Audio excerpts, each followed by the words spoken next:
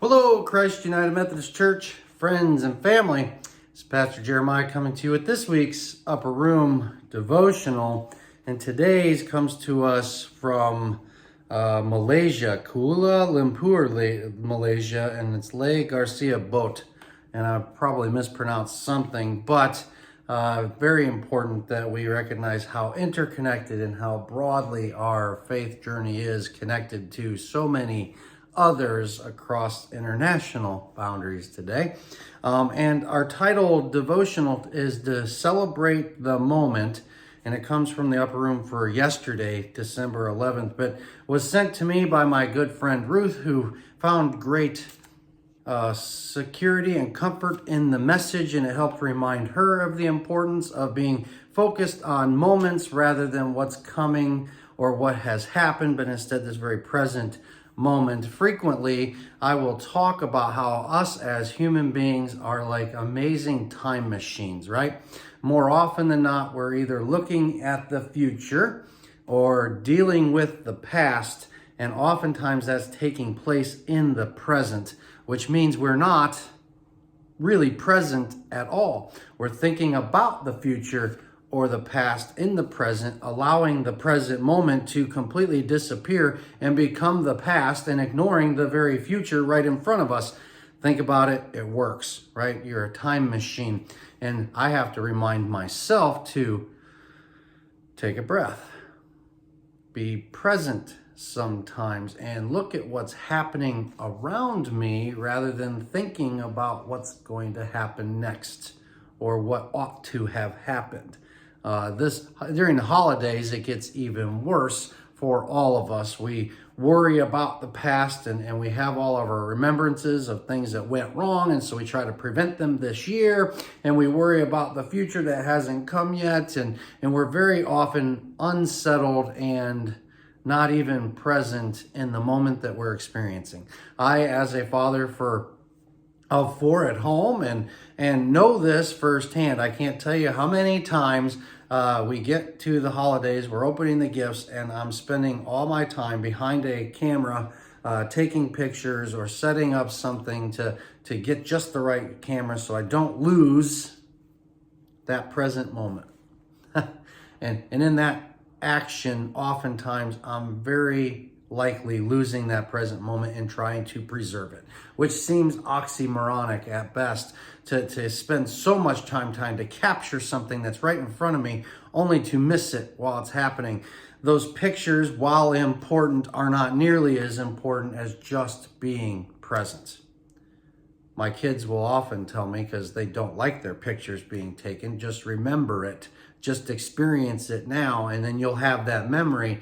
And I get that. They're not wrong. And I think there's a tension between those things. A handful of pictures, I think, are necessary so that we can relive those moments that were present. And so I think during this holiday season, especially on Christmas morning and with family, the importance of capturing some of those moments, but making sure that trying to capture those moments doesn't become the moment itself. Instead, a balance, which almost all of us need to learn to find in our lives anyway, is balance between the future, the past, and the present.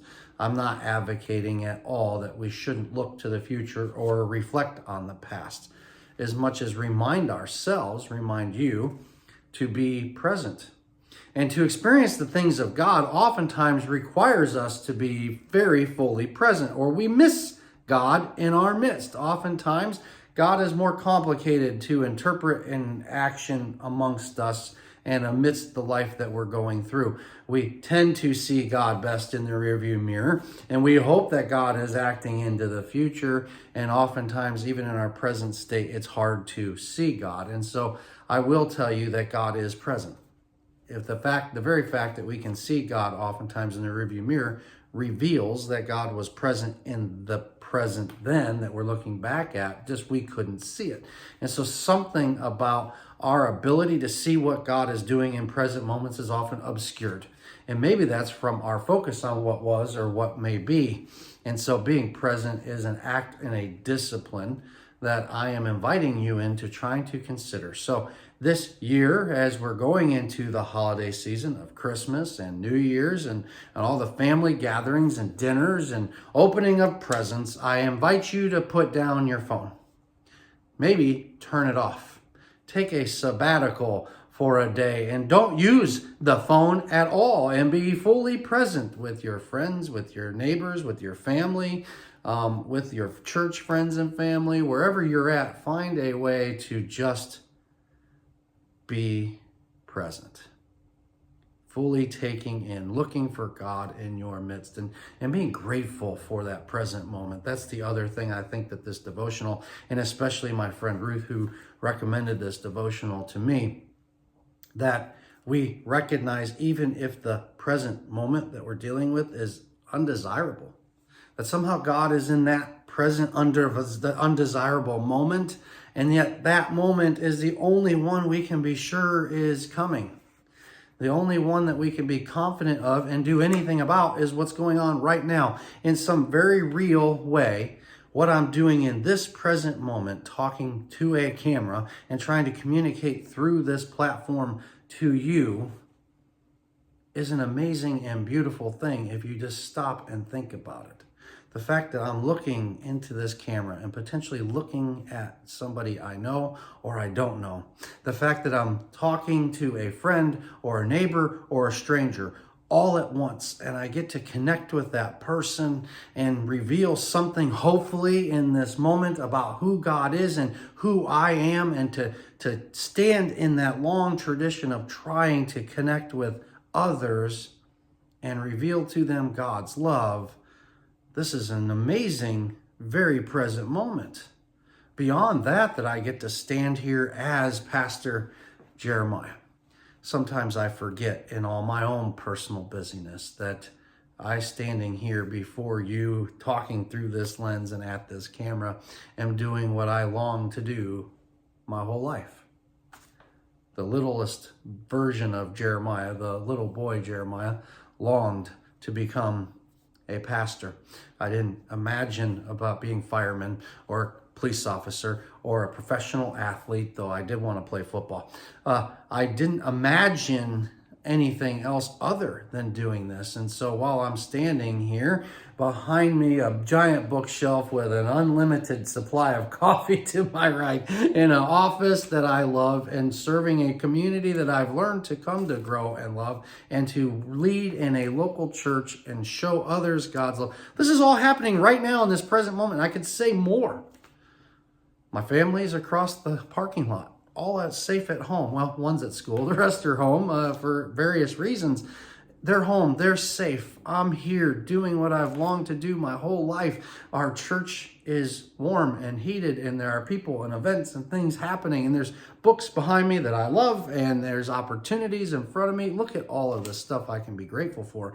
And so often I'm just thinking about the next thing I need to do, instead of just being so very present now, saying, thank God for the life I get to live.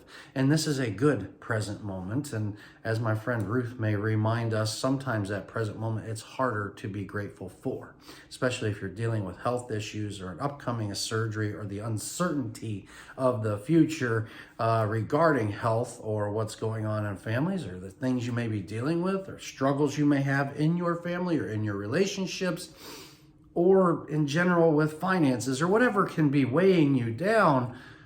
You're still able to find things to be grateful for. And so frequently we are so concerned with the past or the present, or past and the future, that we forget that this present moment is indeed the gift of now. And that is something to celebrate. In fact, it's something worth celebrating. And this goes back to our author's reminder to celebrate the moment. In fact, she, I'm guessing, tells us to look at Psalms chapter 90, verse 12, which reads, "Teach us to number our days that we may gain a heart of wisdom." I think what this author is pulling from that psalm is to look at our days and to learn from them, to gain from them, to learn that to be awake is to be present, and to be present is where wisdom is found. In fact, wisdom is learning to be present, I believe. And so our author and the author of Psalm might also agree, which is the need to seek wisdom. And a heart of wisdom, well, as I will remind you, true wisdom, whatever that may be, comes from God. And so to have a heart of wisdom is to have a heart focused on or filled with the things of God. So I challenge you this holiday season and encourage you this holiday season to look for ways to be present rather than thoughtful about the uncertainty of future or dwelling on the past, but instead finding a way to make and even celebrate this present moment. Let's see what our author says here today. One Saturday evening, my family and I had just had a great dinner. On our walk home, we decided to stop by the grocery store for a few things. It was a clear night. My son and I waited for my husband outside the store. "Look, Mom," I said, pointing to the moon. It was a beautiful view of the full moon gleaming in the night sky. I immediately took out my phone and started taking photo after photo, but my son encouraged me to put away my phone and appreciate the moment with him instead. As we gazed at the amazingly beautiful moon, I gave my son a tight hug. That evening with my son taught me to be grateful and appreciate all that God is doing in our lives. It is important to value the ordinary moments and days God has given us. Psalm 90 verse 12 says, "Teach us to number our days that we may gain a heart of wisdom."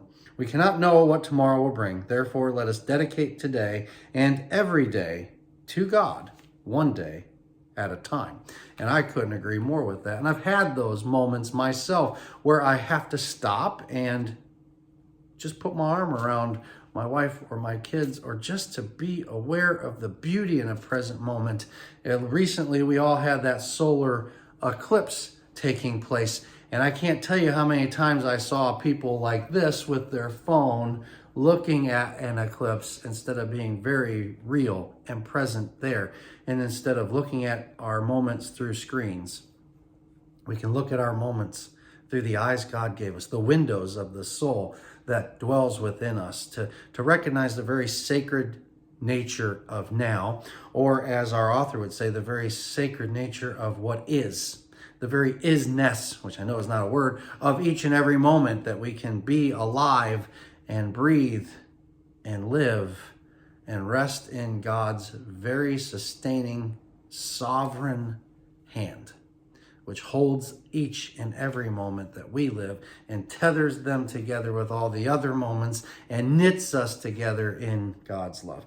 So consider that, and I offer these thoughts to you and my deepest hopes for you during this Christmas season, that you may find hope, peace, joy, and love, that you may continually seek God's face and see him in your very present moments. And I leave that with you in Christ's name. The challenge for you, as written in here, is to notice God's wondrous and abundance around you today. So put your phone down, look around, see what you see. Look at the beauty of the weather, of the house you're in, whatever you may see, the beauty of now, and give thanks to God. Let's go ahead and pray. Dear God, fill our hearts with gratitude so that we will appreciate all you do for us and each other each and every day. Bless us this holiday season with eyes to see how you are living and working and moving in and through us, in and through each other, in and through each and every present moment, that we may be those who are shocked by your wondrous love, which surpasses all understanding. Give us eyes to see and ears to hear, is our humble prayer this day. Amen. We will see you all again next week.